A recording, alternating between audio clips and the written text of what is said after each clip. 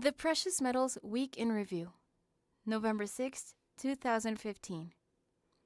Brought to you by Precious Metals International. Markets continue to be volatile.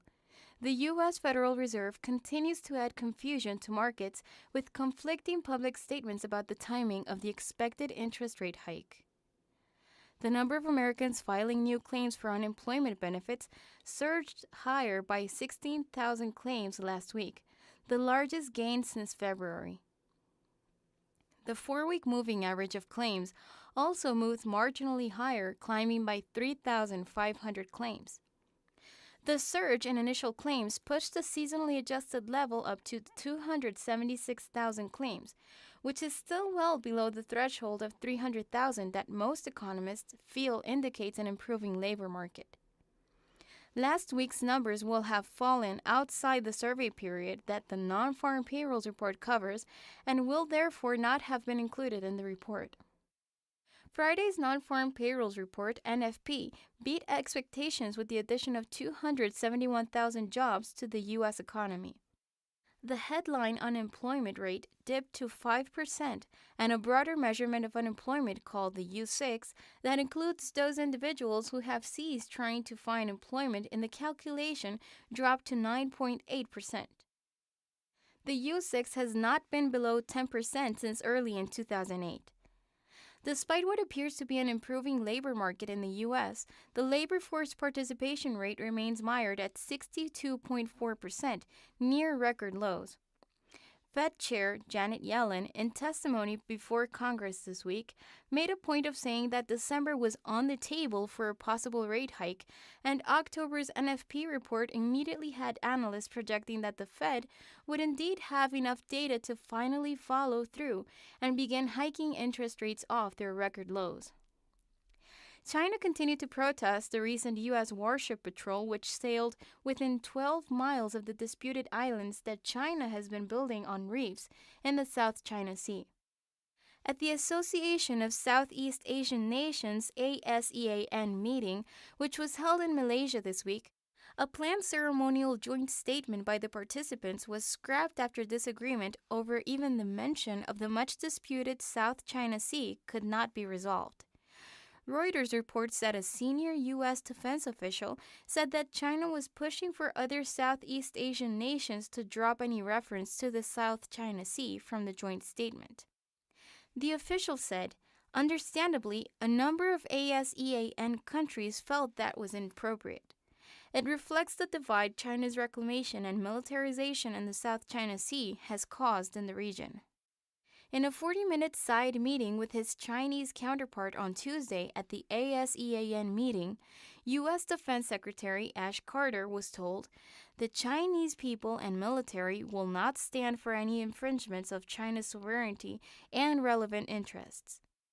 In a separate statement, the Chinese Defense Ministry said, clearly referring to the recent warship patrol in the South China Sea, we urge the United States to put a stop to all its mistaken words and deeds, and not take any other dangerous moves which threaten China's sovereignty and security interests. China's manufacturing sector contracted for a third straight month, according to an official survey released on Sunday.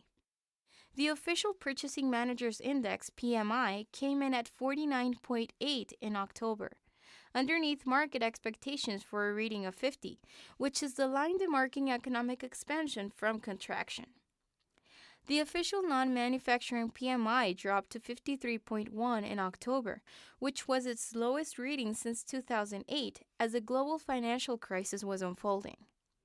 While the 53.1 figure is still indicating expansion in the non-manufacturing sector for China, the fact that the reading is falling when compared to previous months is continued cause for concern over China's economy. In Greece, the country's 4 largest banks apparently need to raise close to $16 billion in new money if they wish to withstand another crisis. The assessment released by the European Central Bank, ECB, on Saturday has been widely anticipated as the next step towards determining what it will truly take to stabilize the Greek economy, which suffered major setbacks after the turmoil witnessed this summer. According to the ECB, One of the greatest threats to Greek banks is a staggering number of loans to both consumers and businesses, which are in danger of never being paid back. Statistics show that nearly 50% of loans outstanding at Greek banks are at risk of defaulting. The Greek government, fearful of relying solely on bailout funding alone to cover the near $16 billion shortfall in loan repayments, approved legislation on Saturday that would require bank shareholders and bondholders to make up a portion of the shortfall before banks could request public funds to assist them.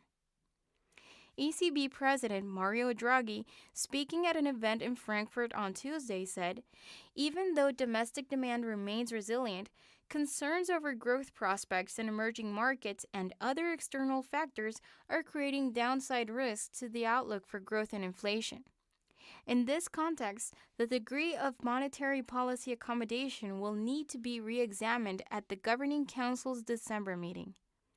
The Governing Council is willing and able to act by using all the instruments available within its mandate, if warranted, in order to maintain an appropriate degree of monetary accommodation. A Russian civilian passenger jet in Egypt crashed over the weekend, and speculation has begun to grow that the craft was brought down by an explosive on board rather than any mechanical or other structural failure.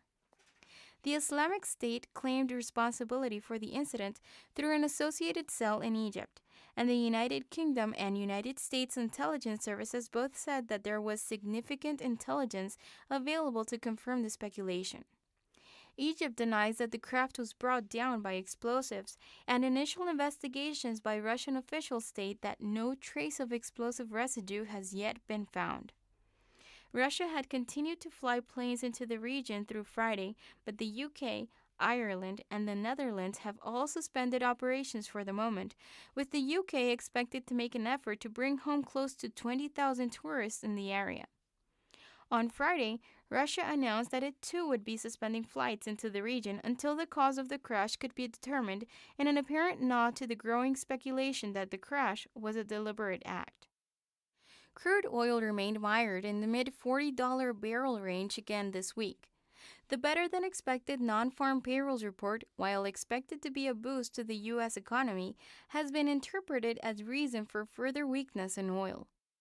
A stronger U.S. economy, along with the possibility of the first interest rate hike in 9 years in December, could push the U.S. dollar higher and put further downward pressure on the price of oil. The euro drifted sideways against the US dollar for the first part of the week and then began trending lower about midday on Tuesday. By late Wednesday, the euro began drifting sideways again but saw a near vertical drop on Friday after the better-than-expected non-farm payrolls report, NFP, in the US sent the battered currency closer to parity with the US dollar again as it closed the week at its lows. The Japanese yen drifted slightly lower against the dollar for most of the week until it too saw a near vertical drop on Friday following the release of the NFP in the US. The yen will also close the week lower against the US dollar. Volatility should be expected to continue. The U.S. Federal Reserve has once again deliberately cast uncertainty over its timing of an interest rate hike after more and more analysts began projecting that they would not be able to act in 2015 due to global events. Fed Chair Janet Yellen deliberately commented that December was still on the table for considering an interest rate hike, and seemed to go out of her way to reinforce that fact when speaking in front of Congress this week. Friday's better-than-expected non-farm payrolls report in the U.S. will also go a long way towards convincing analysts that a rate hike may be imminent in December after all. The Fed appears to be quickly finding itself trapped by its data dependency statements. The data in the U.S. appears to be supporting an environment for higher interest rates, but global economic data continues to be weak, and that is putting pressure on the Fed, in the form of a stronger U.S. dollar, to keep rates where they are for fear of doing more harm than good by raising rates in such an environment. China continues to ease its monetary policy. The Bank of Japan is continuing its own quantitative easing QE bond buying program. The European Central Bank has said that it expects to possibly expand its own QE program, and other banks around the world all appear ready to further ease their own monetary policies. In the face of what seems to be a global pandemic of monetary easing, the Federal Reserve appears ready to defy the norm and move ahead with a rate hike anyway. If December actually does witness the first rate hike in 9 years, and then global economic pressure forces the Fed to retrace its steps, it could be disastrous for global confidence in the U.S. central bank and the fiat currency it represents. China's economy continues to show signs of slowing, and each release of the official GDP numbers seems to raise more questions than answers. Even the Bank of Japan seems to be fearful that the official data out of China may be suspect, remarking during its latest meeting that China's economy is still cause for concern and bears watching further. A continued slowdown in China could have global impact as exports for companies that have come to depend on China's demand begin to falter. Crude oil appears set for another potential fall according to analysts that say a stronger US dollar will have a negative effect on oil prices. Another sizable decline in oil prices will likely put further pressure on heavily oil-dependent countries such as Russia and Venezuela, whose economies have already seen steady declines due to lower and lower oil prices across the globe. In Europe, the migrant crisis that has been triggered by civil war in Syria and the growing power of the Islamic State is adding additional burdens to peripheral countries such as Greece, who continues to struggle economically. Record numbers of migrants crossed into Europe in October, and the vast majority of them came ashore in Greece. As the debt-laden country continues to try to put its economy back together after near ruin this past summer, the influx of refugees might have a significant impact on one of the most lucrative portions of its economy: tourism. The massive influx of people appears to be casting doubts about traveling safely across the region into the minds of those wishing to visit Greece. In the Middle East, civil war continues in Syria, with Russia and the U.S. on opposite sides of the governmental issues there. The Islamic State appears to continue to grow its power, with an apparently related group in Egypt claiming it was responsible for the destruction of a Russian passenger jet leaving Egypt's coastal resort regions over the weekend.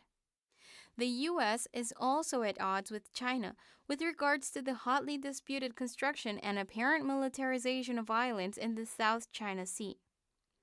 U.S. defense officials state that they will continue to run routine patrols into the disputed areas under international law, which allows freedom of navigation in the area, despite protests by China that the patrols are only serving to create an atmosphere that could lead to conflict. In the face of such growing uncertainty, wise investors continue to take advantage of temporary price dips in precious metals to acquire more physical product as a means to diversify their investment portfolios away from the increasingly volatile stock market. Remember that precious metals should always be viewed as a long-term investment, and that the key to profitability through the ownership of physical precious metals is to actually acquire and own the physical products, and to hold them for the long term. Always remember that you should never overextend your ability to maintain ownership of your precious metals over the long term. The Precious Metals Week in Review, November 6, 2015. Brought to you by Precious Metals International.